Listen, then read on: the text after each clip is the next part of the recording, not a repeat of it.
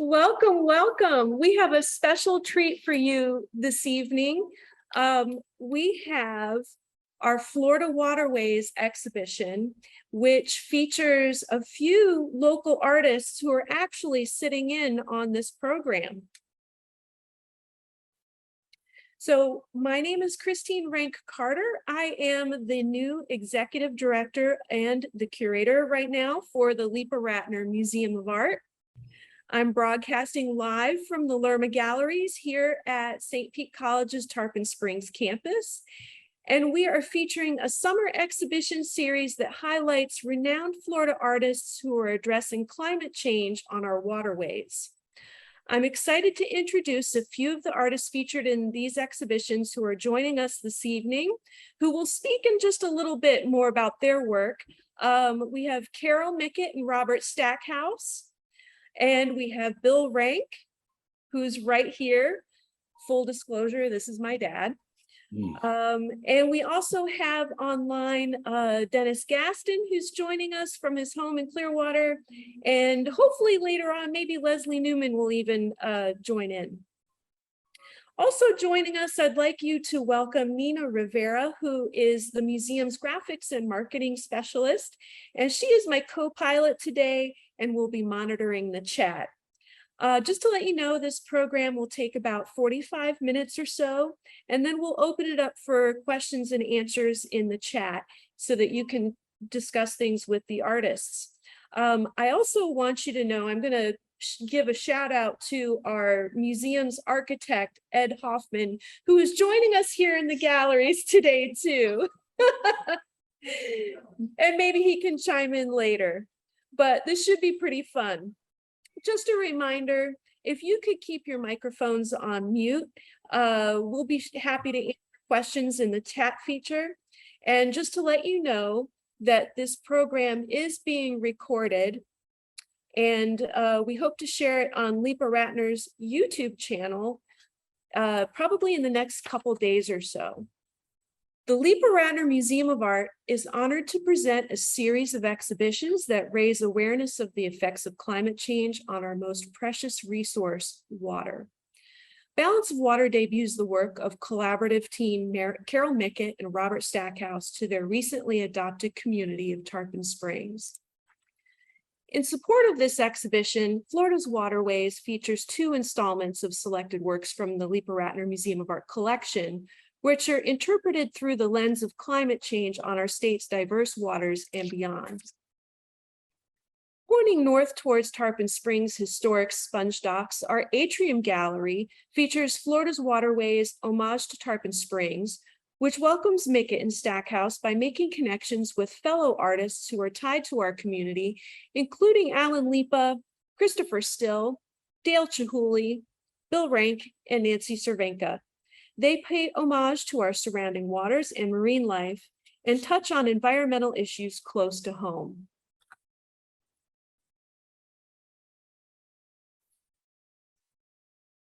A second installment of Florida's Waterways just opened in the Works on Paper gallery.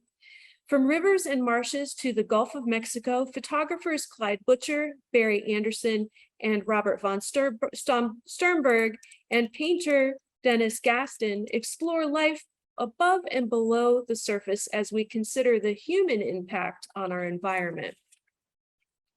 Throughout the galleries, we have paired artwork with QR codes and iPad stations linked to interactive websites from NOAA, the Smithsonian, Harvard Climate School, Columbia University, and others to encourage scientific inquiry. Today, we cover some of these topics and learn more about how artists interpret our surrounding environment through the lens of climate change. Water is the sustenance of all life. It shapes our lands and is essential to our survival. More than 2/3 of our planet is covered in water, yet only 2.5% is drinkable. This finite resource produces energy, it sustains our communities, and balances the Earth's climate system. Fossil fuel emissions from human activity is the greatest contributor to global warming. This has caused a buildup of greenhouse gases like carbon dioxide in the Earth's atmosphere, leading to warmer temperatures and rising sea levels. As this warming trend accelerates, it is leading to shifts in the climate system, which affect our food and water supply, our economy, and our future. Important to regulating our climate are the ocean's global currents, trees, and mangroves, all of which are essential for absorbing carbon dioxide. Carol Mickett and Robert Stackhouse use these elements as a common thread throughout their exhibition. Balance of Water highlights Mickett and Stackhouse's collaborative work, which raises awareness of the effects of climate change on our waterways. As our delicate ecosystem nears a tipping point, they explore ways to alleviate the warming of our waters and reveal the consequences of the rapidly changing climate with a sense of mindfulness and urgency. Currency Climate Exchange introduces Mickett and Stackhouse's exhibition with all the key elements to understanding their message. Through visual language comprised of symbols such as the mangrove and the ice cube tray, they weave together a story that raises questions about climate change and offers creative ways to heal our waters. Now I'd like to welcome Carol and Robert, and I'd like to know if you could share with us a little more about the symbolism of your ice cube trays and mangroves and what your language is all about.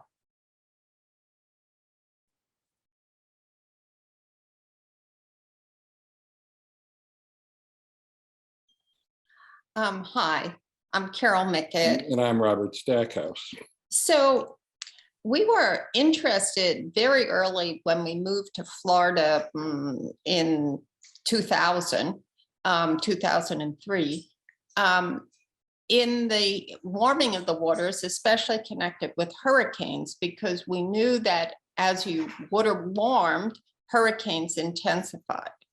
So it was like, okay, this is typical Carol. I'm going to fix it. And how do I fix it? Well, if I want a cold drink, I put ice in it. So I said, let's put ice in the water and we'll cool the water off. And it became a symbol, a metaphor for mitigating climate change. And as Christina said, the warming waters, because we know warm things expand, contribute to sea level rise. They contribute to the intensification of hurricanes.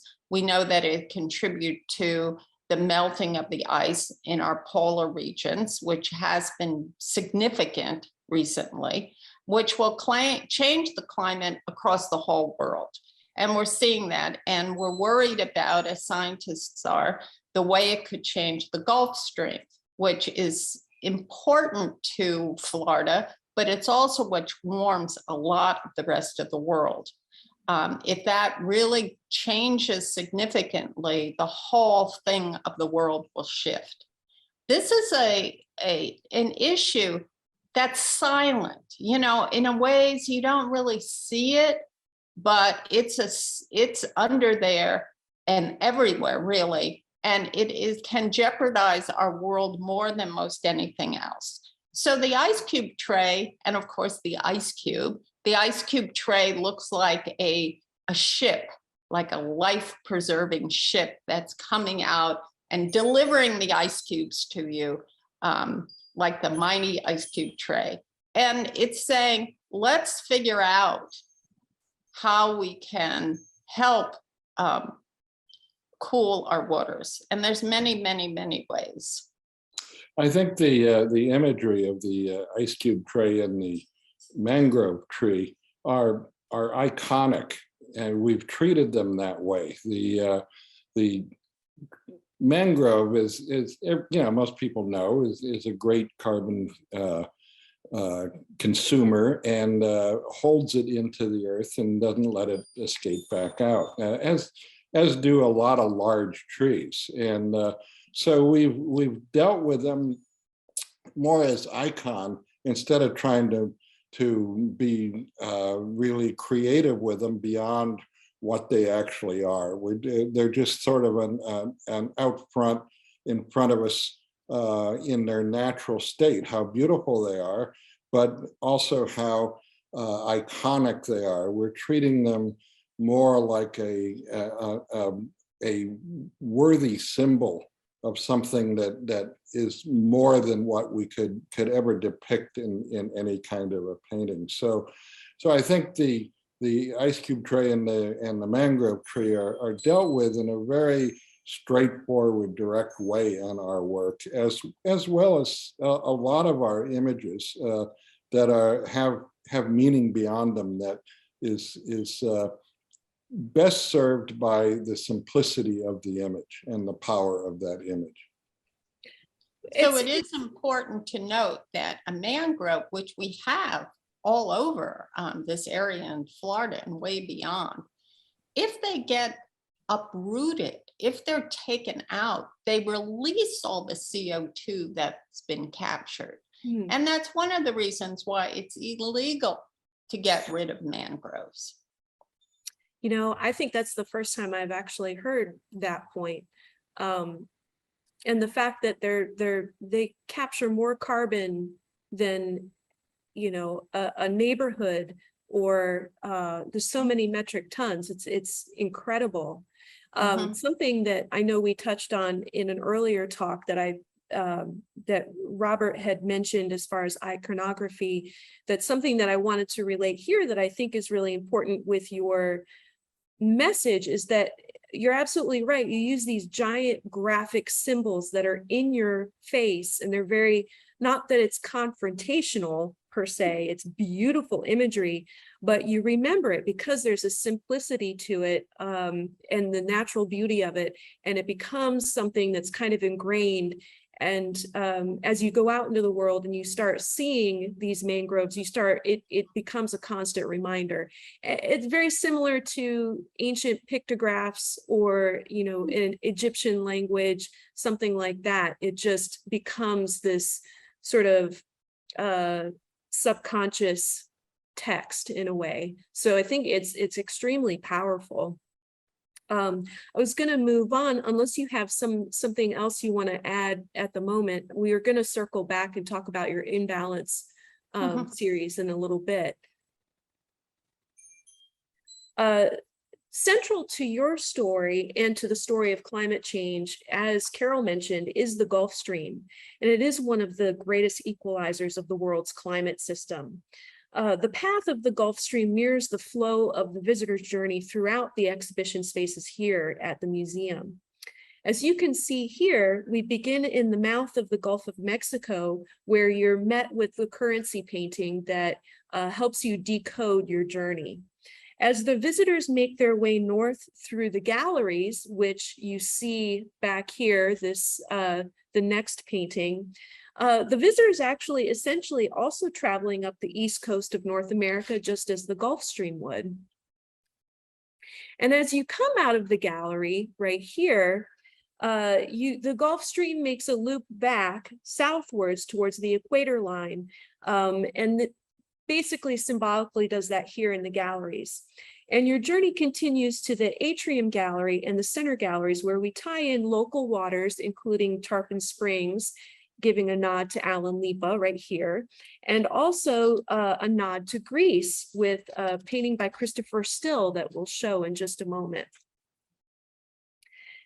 Here in the Center Gallery, this is sort of considered a gallery in the round, and it reveals the consequences of this climate crisis.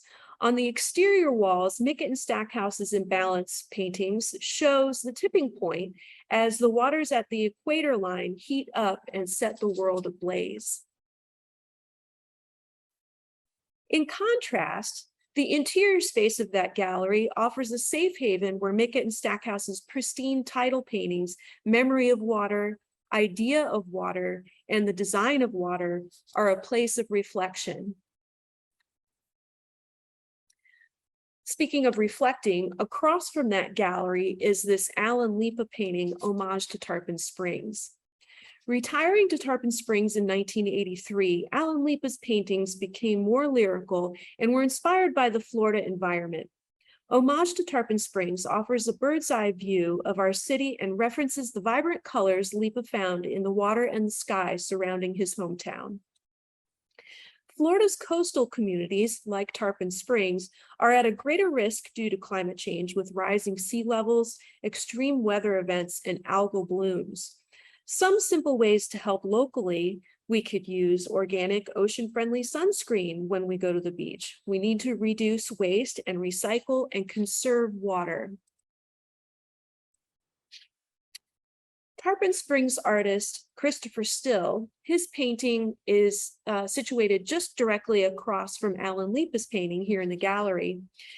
Christopher Still wanted to capture the feeling of traditional sponge diving, so he observed professional diver Dimitris Nistatsos of the Kalymnos Diving Club in the diving in the traditional scaphandro or dive suit used before modern diving equipment. Many of the early sponge divers that came to Tarpon Springs were from the Dodecanese islands of Kalymnos, Halki, and Simi. Still spent time in Greece while working on his painting, Beautiful and Historic Tarpon Springs, which was commissioned by the Advent Health North Pinellas Hospital just down the road from us here. Sponges are not as plentiful in Greece as they once were, and scientists are still trying to understand what may have caused the Mediterranean sponge blight. According to the Washington Post, some suspect it is a combination of rise in seabed temperatures and the human impacts such as pollution. Other scientists blame the radiation from the 1986 Chernobyl nuclear disaster in Ukraine and the earthquakes from the Aegean Sea, which caused fluctuations in bacteria levels. Similar kills broke out in the Gulf of Mexico in the 1940s, the 1970s, and the 1990s, severely affecting Florida's sponge industry.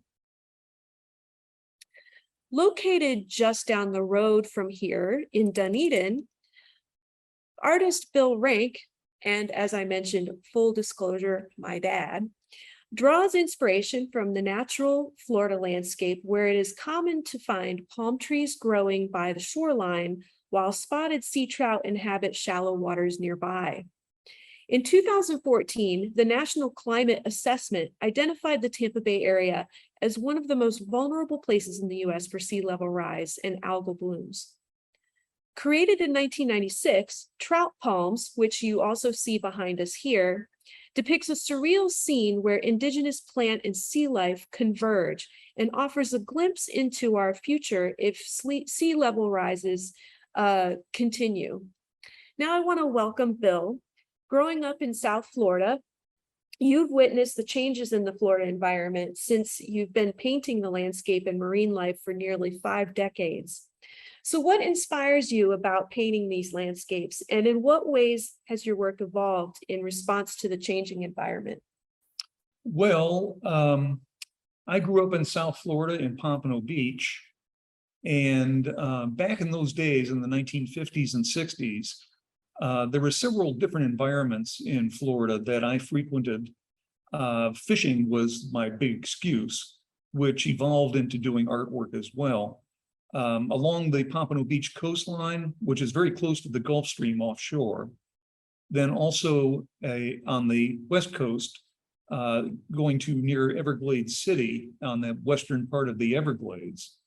And thirdly, the greater Everglades has a lot of different terrain in it. And near Pompano Beach, there's a huge part of the glades that's called Loxahatchee, which a friend of mine and I in high school, we used to go out there almost every weekend, go bass fishing and stare at alligators and just absorb what's there. And as far as the change has happened, all 3 of those places are greatly different than when I was a kid. Where the Gulf Stream comes close to shore, there's active reefs just offshore. Unlike the Gulf of Mexico, the water drops, the depth drops off dramatically right offshore. And there's a series of 3 reefs offshore. Those reefs have changed. There's bleaching from the sun, and there's also the warming of the water is becoming intolerant for a lot of the corals. On the West Coast, in the Everglades, the sea level is rising. So saltwater intrusion is coming into places that it never had access before. There's places that were palm hammocks that were close to the Gulf of Mexico, but they were well enough inland that they were still supplied by fresh water from the downward flow of the Everglades. Well, the saltwater intrusion has changed that. The palm hammocks are now becoming little islands, and the palms themselves are dying. In Loxahatchee, which is a giant freshwater reservoir, it's a flood control canal that's miles and miles around. And there's a sea of sawgrass in the center. It's 275,000 acres. And I used to get just buried back into the sawgrass. My friend Gil and I had trouble finding our way out a few times. We were in a boat, of course. But the change is, it's not just sawgrass in there anymore. Now it's melaleuca trees, which is an invasive species. And whereas it used to be bass and bluegill and mudfish and alligators, there's a whole plethora of invasive species that have invaded the Everglades. There's peacock bass, cichlids, snakes, armored catfish. So all of these things have changed the terrain a lot. Now, when I do a painting, I kind of go back into my childhood, I guess. I don't include any invasive species in my paintings. I think the only one I've done in the last 20 years or so is I've painted a couple of lionfish, which is an invasive saltwater species, and they're eating our coral. Oh, wow. Part of the reason I did paintings of those is we're encouraging divers to get them every time they can, and they're good to eat. If you see them in the restaurant, they're actually good to eat. But that's my way of working at the overall impact of climate change, is I depict things as I like to remember them, see if we can't get back to it a little bit at a time. And the enjoyment I get out of it is kind of reliving some of my childhood, I guess. But the basic message that I'm trying to send with my paintings is look at the variety of this environment. That's why I mix up the images of things that are underwater with things that are on shore. It's all there working together. In this painting of the sea trout and the palms, neither the sea trout nor the palms would exist if they didn't have that cooperation. Oh, that's really interesting. That and I think it's interesting to give a little bit of a visual. Coming up, we actually cover a Clyde Butcher photograph of the Loxahatchee River, and he has some of the same sentiments in the purpose of creating his work, which we'll hear from a video interview with him. Well, thank you. That was excellent. Thank you very much. Moving on, speaking of sea life, we have two sculptures that symbolize the creatures living and thriving below the surface. And at the same time, these artists consider the human impact on our environment with their art making practices.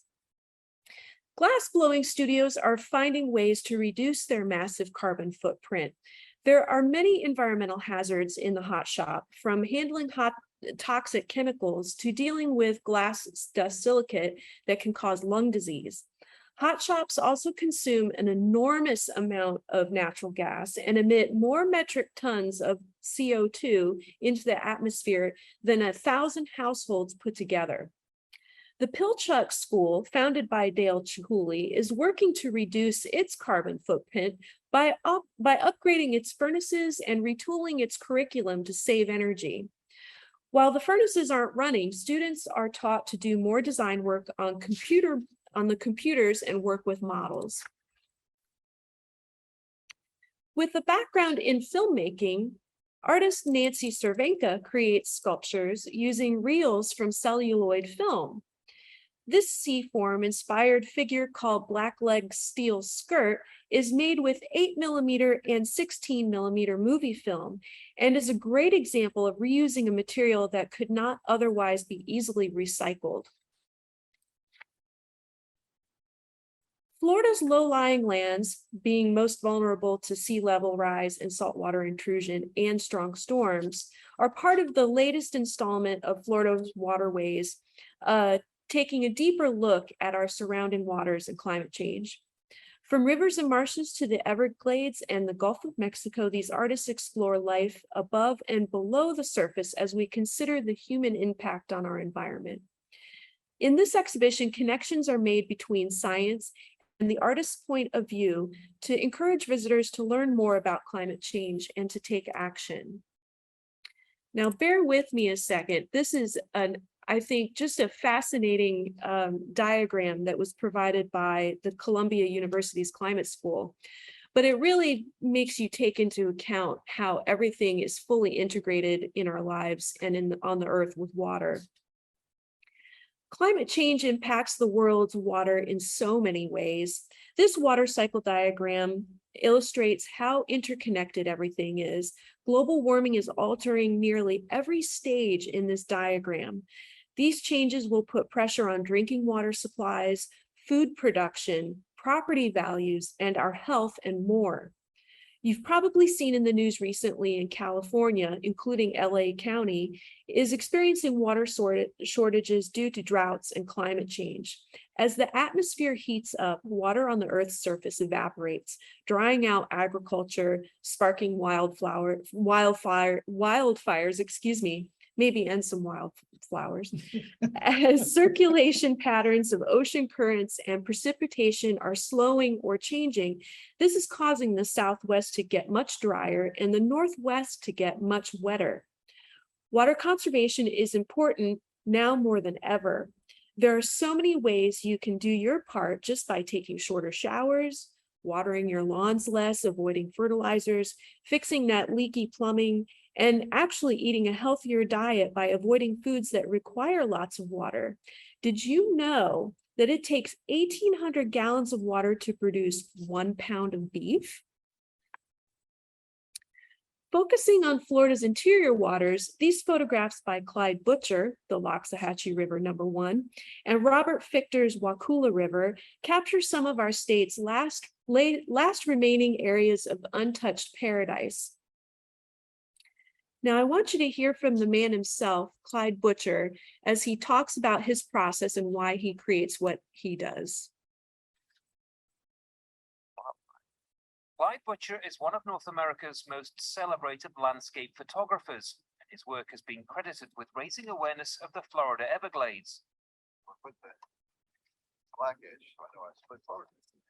it wasn't always that way. When he first moved out here in the 80s, conservation wasn't a priority. Over the decades, Clyde's stunning black and white images of the so-called river of grass have helped change that. Photography has always been a dramatic force of change. It makes me feel good that I'm educating people that of the awareness of Florida, and that maybe this will help protect it. But Butcher has become more than just a photographer. Guided swamp walks are part of a concerted effort to make each of these amateurs an ambassador for the environment. When I went to San Antonio's photographs, that's how I found Clyde Butcher, and that's why I'm here. A lot of people can't come out here on the swamp walk. You know, and he brings that right to the regular guy. He's brought a lot of people down here. And once they get here, myself, they love the place. Action there. Clyde Butcher's unique way of processing pictures has made him one of the most sought-after nature photographers in the US. But Clyde Butcher's work is more than just a commercial success. Over the years, his photographs have offered a glimpse into a threatened world most will never see firsthand, and that makes his entire collection a force for conservation. And Florida's Everglades needs all the help it can get. It's the US's third largest national park and often described as the most threatened. It's been drained, polluted, and developed, but Clyde hopes his work will help preserve it. 100 years from now, well, people look at my photographs and say, that's commonplace. I don't see what's so special. It's still here. That we would like to hear. Andy Gallagher, Al Jazeera, Florida.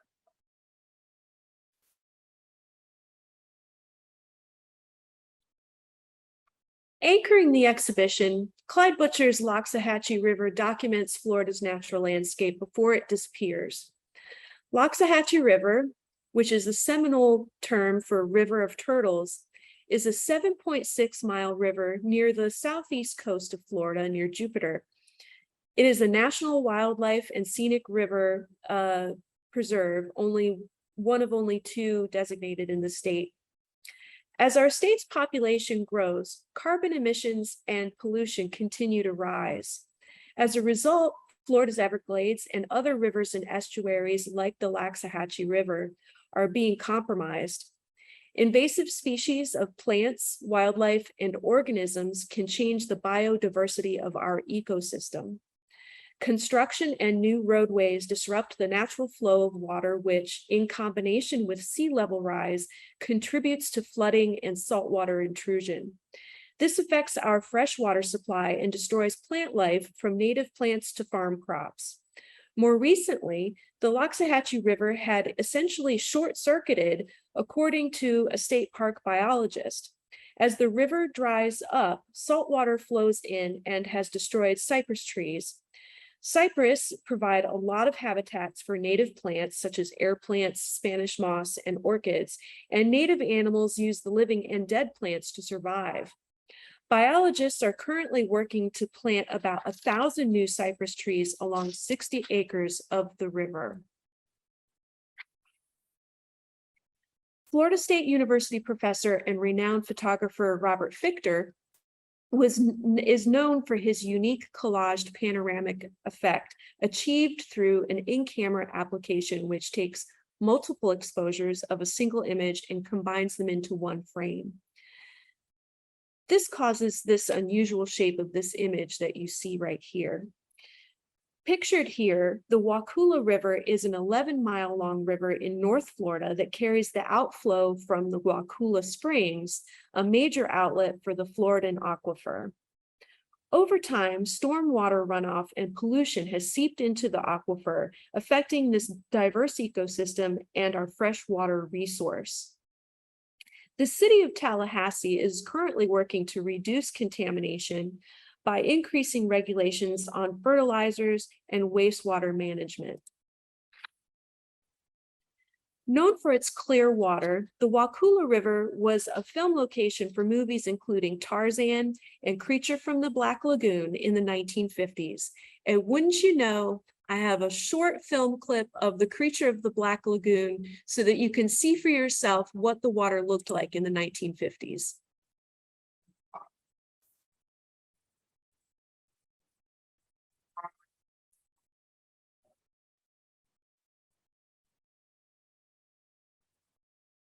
No.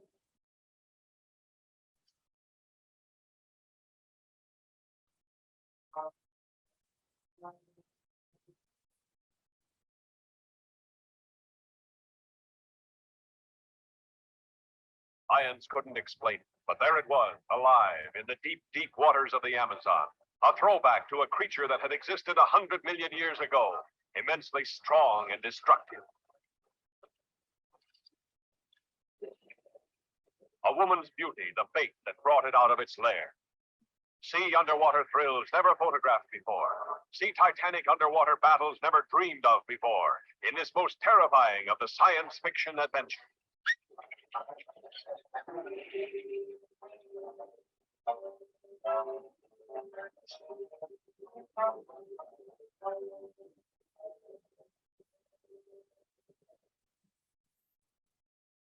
How amazing is that?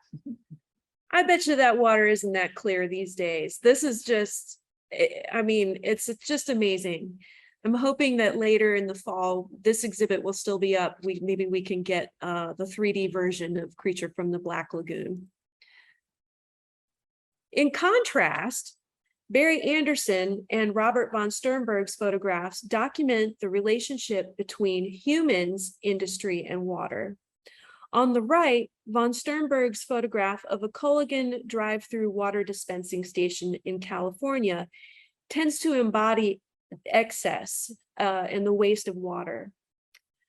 The water puddle in the paved Culligan parking lot mirrors the shape of the barren piece of land in Anderson's Florida number 91, which includes industrial smokestacks, likely a power plant in the distance dotting the coastline. Anderson's image was captured with a 4x5 camera. Here's a close-up of Anderson's landscape with the smokestack in the background. I'd like to note that today in the news, the Supreme Court ruled against the EPA's effort to regulate power plant emissions in a major climate suit. So you see this power plant right here, that's actually in the coastline right back there.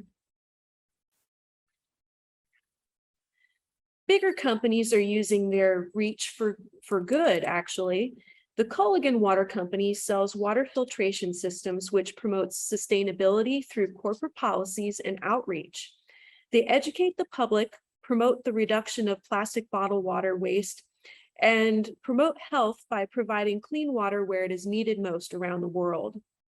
Some of the top reasons to avoid bottled water, according to Harvard University's sustainability plan, the entire life cycle of a bottled water uses fossil fuels, contributes to global warming, and causes pollution. More than 17 million barrels of oil are required to produce enough plastic water bottles to meet America's annual demand for bottled water. 86% of those bottles become garbage or litter. Here, another photograph by Barry Anderson, Sky, Sea, and Rain number 4579 from 2008, captures the powerful force of Mother Nature off the coast of the Mexican Caribbean. As temperatures rise, extreme weather patterns like this are a reminder of our vulnerability to climate change. In our galleries, we also have other works from the permanent collection that address land conservation and other environmental works. Highlighting the importance of the preservation of our green spaces, we have here Mark Messersmith and Leslie Neumann. Preserving these green spaces are a major factor in absorbing carbon dioxide to slow the overdevelopment of our lands, and which also contributes to the climate crisis. On the left, Tallahassee-based painter Mark Messersmith's Mobile Homes painting is a commentary on man's impact on the environment and wildlife through deforestation from the lumber industry that is big time in North Florida. On the right, based in Arequipa, Leslie Neumann is a painter and land conservation activist. She and her group have worked with city commissions to help preserve hundreds of acres of land. Her painting Release, seen here, combines elements of the physical and spiritual aspects of the natural world that she sees every day from her studio. We have this wonderful video that Leslie has shared with us that tells a little bit more about her process and the view of her studio and the conservation work she does.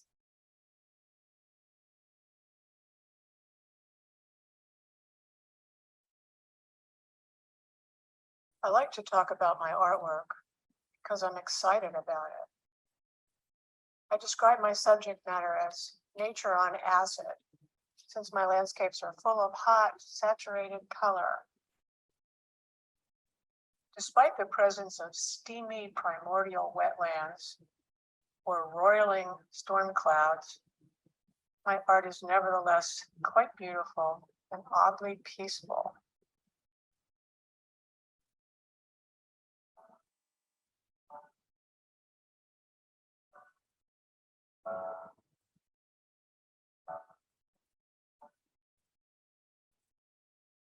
Lara Bradburn from the Tampa Tribune wrote, quote, "Leslie's work is both passionate and soothing, apocalyptic and transcendent. It's a dichotomy of sensations from an artist intent on peering into nature's soul," end quote. So far, in my 30 years of exhibiting professionally, I have been rewarded with 10 one-person shows, 90 group shows, 5 fellowships, and my work has been purchased for 70 corporate collections and 10 museum and public art collections. But following my dream is not enough. I also believe it's important to give back, to do good in the world. Because I live in a beautiful place that serves as the inspiration for my artwork, I have chosen to help preserve it. In 1992, a group of friends and I founded a local land trust, the Gulf Coast Conservancy, whose mission is to put endangered coastal lands into preservation. This map shows our initial goal of 3,000 acres. This next map shows the progression of parcels within our project area as they were purchased, thanks to the foresight of the Southwest Florida Water Management District and to many favorable years of funding. We have facilitated the preservation of not 3,000 acres, but 15,000 acres. This map shows just how successful we have been in creating an actual coastal corridor. But we're still working to complete our vision to protect the remaining at-risk acres. Our story of volunteer land conservation proves that you can fight City Hall and win. And you don't need to be well-connected or powerful. You just have to be determined and committed. Early in our land conservation efforts, we miraculously created a cogent strategy of engagement where we introduced ourselves and our mission to the public, the press, elected officials, government agencies, and private advocacy groups like the Sierra Club, Audubon Society, and Nature Conservancy. Everyone is willing to work with us because we've always maintained a fundamental respect for divergent opinions. And even if we disagree with some of the people who have the power and the purse strings, we recognize that we can have a dialogue with them only if we're listening to each other.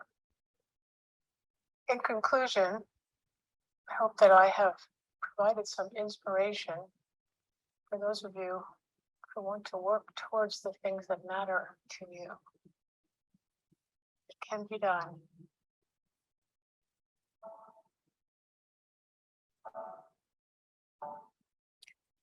I really appreciate Leslie putting that video for us together, since I knew she was going to be traveling a little bit. But it's pretty powerful to see what citizens can do when they come together and they can work with community leaders to make something like that happen. Next, we have a memorable moment in our recent history that is a man-made environmental disaster that continues to affect us today. Clearwater artist Denis Gaston's painting Tar Baby recalls the aftermath of the Deepwater Horizon oil spill in 2010. The tar ball forms of a human figure that you see on the left in Denis Gaston's painting. Skeletons of sea life fill the water below. You see the puddle of oil at the very bottom of the ocean floor as it migrates into this blob. Denis describes the symbolism of this painting. In my painting, Tar Baby, the central figure covered in crude oil is us, the result of what happens when we become too heavily reliant on a dwindling resource and buy into the myth that fossil fuels will last forever. The figure also represents the oil industry, who, in their rush to turn more and more fossil fuels into huge profits, ignore environmental concerns and secretly sabotage efforts to bring green energy into the marketplace. In the end, we are all stuck together and unable to extricate ourselves from our petroleum addiction. This painting is paired with an iPad station in the gallery where visitors can explore the Smithsonian Institute's website chronicling the man-made disaster that occurred in the Gulf of Mexico in 2010.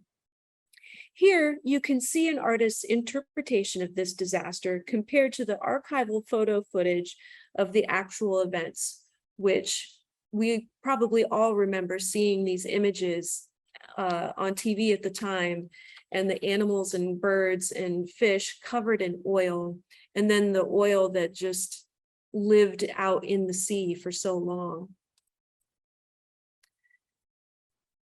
Deepwater Horizon took place on April 20th, 2010, as the Deepwater Horizon oil rig exploded off the Gulf Coast, killing 11 people and injuring 17. Lasting 87 days, it spewed 134 million gallons of oil into the Gulf of Mexico. It fouled the coasts of Florida, Alabama, Mississippi, Louisiana, and Texas, and sparked a 6-year-long environmental and legal battle that resulted in over $20 billion, I said billion, dollars in legal settlements. The oil well was capped 3 months later. In its wake, it disrupted coastal economy from tourism to the fishing industry, a devastated ecosystem damaging wetlands, beaches, and organisms on the seafloor, smothering coral reefs, and caused the deaths of hundreds of thousands of seabirds and turtles, and a 51% decrease in dolphins in Louisiana's Barataria Bay. Investigations continue into the public health effects on coastal residents and responders from that event. I thought the connections between Denis Gaston's representation of the Gulf oil spill and Carol Mickett and Robert Stackhouse's triptych Imbalance was interesting. The layers in this painting, Imbalance, includes the swirling eddy of the Gulf and the surface of the water catching fire, just like the image from the Gulf oil spill in 2010 that you see on your right. I would like to give Robert and Carol a minute to speak a little bit more about this piece in regards to the oil spill, and have I have their next painting, which is called Imbalance, which is a triptych, to see if they could share a little bit more about the warming of the Gulf.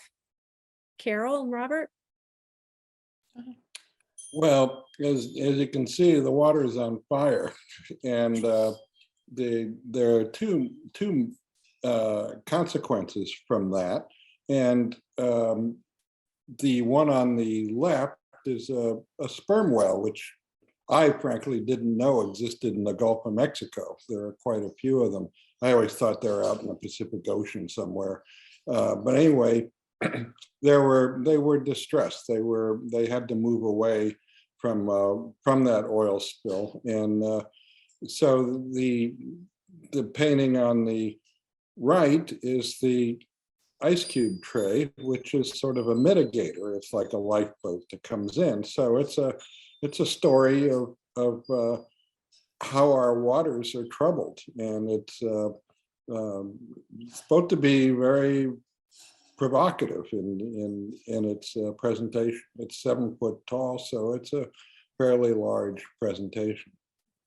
It's called Imbalance because when we talk about balancing, balancing of the elements, balancing of our spirit, we don't want one element to start getting big, to get out of balance. And as we do know, as Christina so well presented to us, our waters are getting very hot.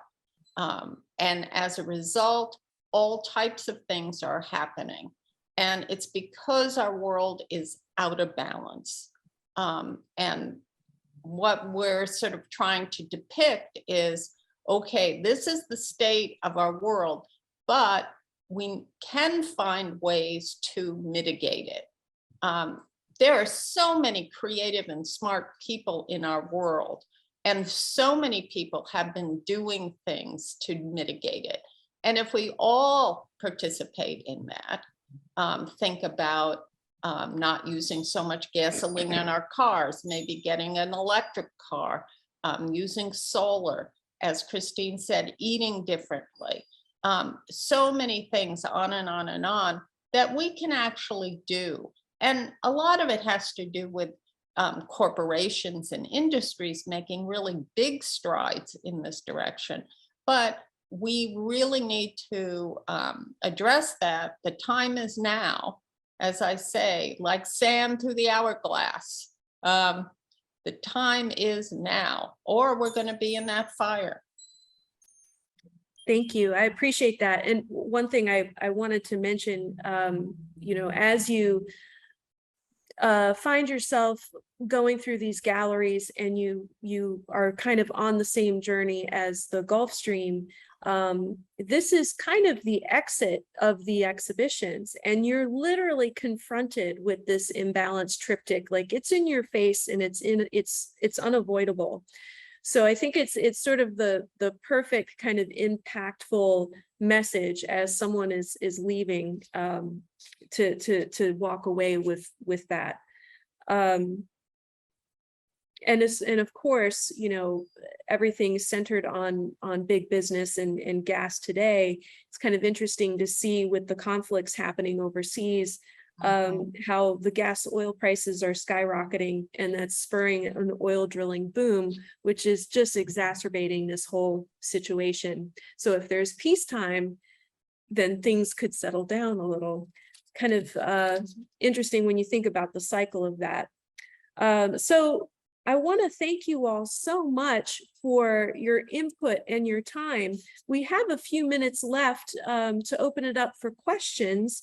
If anybody has, if Nina, have you been seeing any thing come through the chat? Any questions? You're welcome to unmute your microphones if you want to say a few words.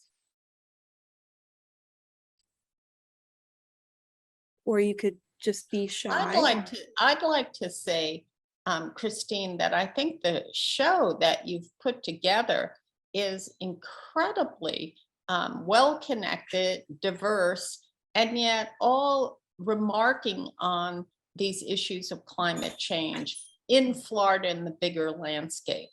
And we know, I mean, things are getting hot. I mean, it's just this month of June has been very hot. The water at Clearwater Beach, today it's 86, but it's been up in the 90s.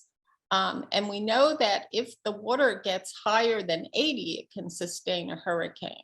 And we're already having storms coming up from in the Gulf, originating in the Gulf, and now originating in Africa, which is what happens later in the season. So we're experiencing this summer, I mean, just in our regular lives, we can really see the effect of our climate changing. And the water and the air, they all work together. So I want to thank you for putting together this show. It's very timely, and it's a way of understanding the issues and confronting the issues and thinking about ways to mitigate it, that it encourages creativity. Well, I think that's really well said. And actually, thank you. That reminds me, I would love to have our listeners know more about your future projects that are coming up that are symbolic of cooling our waters. Can you speak a little bit about that, Carol? Well, there is this talk that's going to be with Mallory Dimmitt, who's the head of the what is she the head of? She's the head of the Florida Wildlife Corridor. And she's a remarkable woman. And so she's been working to create the wildlife corridors so that wildlife has a place to live and move, because they have to move throughout Florida. She's all about climate change. She's so aware of the importance of open land to our environment. So, I mean, I'm so pleased to be talking with her, and that's going to be on July 1st. Robert and I are also doing a project called Cooling Pinellas, which is from an NEA grant that we've gotten through Creative Pinellas. So cooling Pinellas, and it's a continuation of our ice cube project where we make ice cubes from seawater and then we put them back into the water. Of course, we use seawater to make our ice cubes so we don't contribute to sea level rise. And we're going to be creating these ice cubes with people throughout Pinellas County, and then we're all going to be in kayaks and paddle out and distribute them in the waters. And it'll also include talks about climate change and discussion. And at the end, there'll be an exhibition at a new gallery called Wild, which is in the factory area in St. Petersburg, and it's connected with Mallory and the Dimmitt family. So we're very excited about this. We did an ice cube project when we were on the Schmidt Ocean Institute's research vessel in November and December, where as we traveled from the Pacific through the Panama Canal, the Caribbean, and into the North Atlantic Ocean to Spain, every day at 2 o'clock ship time, a saltwater ice cube got thrown in the water by one of the crew members. All to encourage people to think and act for climate change. I think that's great. And I know you'll be putting a call out for people to join your kayak trips out. Can they just contact you through your website? Or can they sign up in some way? There's going to be a website dedicated to this, Okay. which will be up soon. Awesome. We've been getting, since your last artist talk, we've been getting many inquiries, people who want to sign up and go out and join you. So well, if you could take their names. Oh, and absolutely. we would definitely take that. Thank you very much. Oh, yeah. Well, this has been great. Thank you so much. I know it looks like we do have a few comments in the chat, and but before I check on that, I just want to make sure that you guys know that this talk with Mallory Dimmitt and Carol Mickett will be in person, and it'll be here in the interactive galleries at the museum on Thursday, July 21st from 6 to 7:30 p.m. The event is free, and we're grateful to Barbara Schnipper, who is sponsoring this event. And these exhibitions are up through August 27th. The photography exhibit with the Clyde Butcher photograph is up through October 16th. And so you can see that you can visit leeparatner.org for more information. Before we go, I want to give a special thank you to all the artists who sat in on this talk, including Carol and Robert and Bill, and then Denis Gaston, I know, is sitting in, and of course our lovely assistant Nina Rivera. We're so grateful for your support, and we hope you enjoy these exhibitions and programs. And if you feel so compelled, you can go on our website and make a donation to support directly by visiting our website. So I'm going to stop sharing this really quick, and I just want to make sure that we don't have any questions. It looks like it's well wishes from all of our friends and family out there, and we can't thank you enough for sitting in, and I don't know about you, but I have learned a lot this evening. So does anybody have any comments or questions before we end? I see Sheila. Yeah, I have a question for your father, and I wanted to know whether the fish was out of the water deliberately because we're losing the fish and because we're losing the water. Well, it's a sea trout, and the sea trout can be out of the water briefly with no injury to the fish. So I fantasy put him out of the water next to a tree. He winked and said, "Thank you, I'm going back into the water now." Okay, I thought maybe it was some sort of a comment, like a fish out of water. That too. I don't suppose, Dennis, I really appreciate you sitting in. I don't know if you have anything you'd like to add.